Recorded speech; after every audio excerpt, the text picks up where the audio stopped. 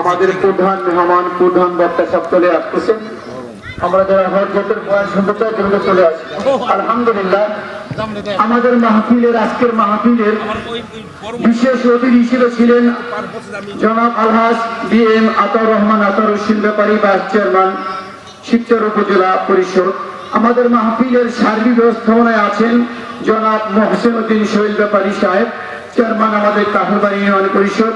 আমাদের মাহফিলের কিছু আমন্ত্রিত মেহমান ছিলেন আলহাজ আলতাফ হোসেন ব্যাপারী সাহেব, জনাব আলহাজ মোতাহার হোসেন ব্যাপারী সাহেব, জনাব আলহাজ ইয়াকুব ব্যাপারী সাহেব সহ অনেকেই ছিলেন।